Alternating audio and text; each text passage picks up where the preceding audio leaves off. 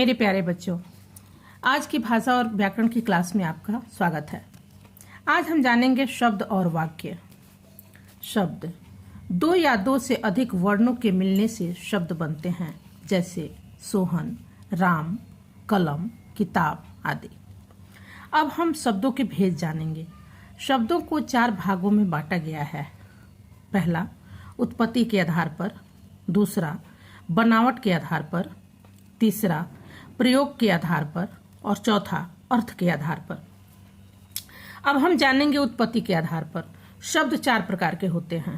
तत्सम शब्द, ये शब्द संस्कृत भाषा के होते हैं और मूल रूप से ही हिंदी भाषा में प्रयोग किए जाते हैं, जैसे अश्रु, कर्ण, पक्षी, दधि, श्रृंगार, पर्वत इत्यादि।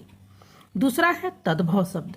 ये शब्द भी संस्कृत भाषा के ही होते हैं, परंतु हिंदी भाषा में इनका प्रयोग रूप बदल कर किया जाता है, जैसे सूर्य का सूरज, कर्ण का कान, स्वर्ण का सोना, चंद्र का चांद इत्यादि। तीसरा है देशज शब्द। हिंदी में प्रयोग होने वाले प्रांतीय बोलियों के शब्द देशज शब्द कहलाते हैं, जैसे पगड़ी, फावड़ा इत्यादि। चौथा होगा विदेशी शब्द।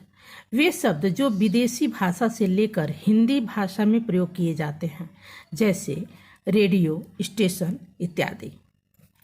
अब दूसरा जानेंगे बनावट के आधार पर। शब्द 3 प्रकार के होते हैं।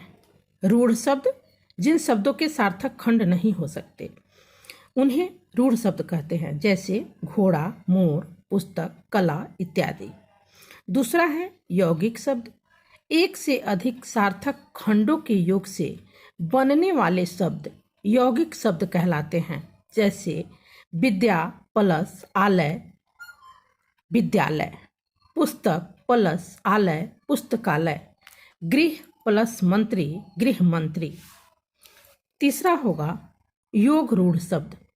ऐसे यौगिक शब्द जिनका किसी विशेष अर्थ में प्रयोग होता है, योग रूढ़ शब्द कहलाते हैं, जैसे चंद्रशेखर, चंद्र प्लस शेखर, अर्थात चंद्रमा है सिर पर जिसके।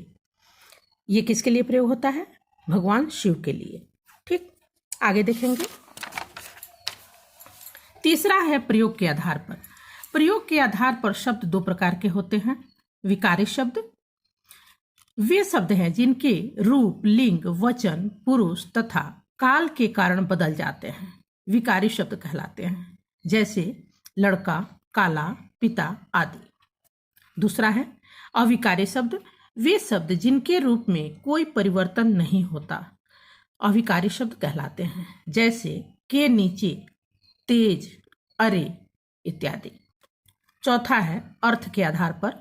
अर्थ के आधार पर शब्द 2 प्रकार के होते हैं। पहला है सार्थक शब्द। जिन शब्दों का कोई अर्थ होता है वे सार्थक शब्द कहलाते हैं, जैसे राजू पढ़ता है, मोर नाचता है। लेकिन निरर्थक शब्द क्या है? अब देखा जाए यहाँ पे। दूसरा, जिन शब्दों का कोई अर्थ नहीं होता वे निरर्थक शब्द कहलाते हैं, जैसे मैं पानी वानी पी रहा हूं। अब यहाँ वानी पे ध्यान दीजिएगा। तुम खाना वाना खा लेना, वाना।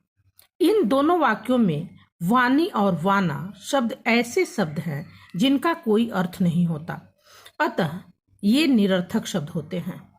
ठीक, अब हम जानेंगे वाक्य। वाक्य की परिभाषा क्या होगी? 2 या 2 से अधिक सार्थक शब्दों के योग से वाक्य बनता है, जैसे मोर नाचता है, लड़की खाती है। या दूसरे तरह से हम ऐसे भी लिख सकते हैं, सार्थक शब्दों का वह समूह जिसका पूरा पूरा भाव और अर्थ समझ में आए वाक्य कहलाता है।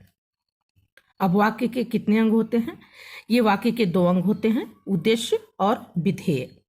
उद्देश्य क्या है? जिसके विषय में कुछ कहा जाता है उसे हम उद्देश्य कहते हैं, जैसे जिज्ञासा पढ़ती है। यहाँ जिज्ञासा पे देखिए, ये जिज्ञासा है, उद्देश्य। राम आम खाता है, ये राम जो है ये क्या है? उद्देश्य है। ठीक, अमर जाता है, अमर क्या है? उद्देश्य है। अब यहाँ देखिए विधेय। उद्देश्य के विषय में जो कुछ भी कहा जाए उसे विधेय कहते हैं, जैसे जिज्ञासा पढ़ती है। जिज्ञासा क्या कर रही है? तो पढ़ती है।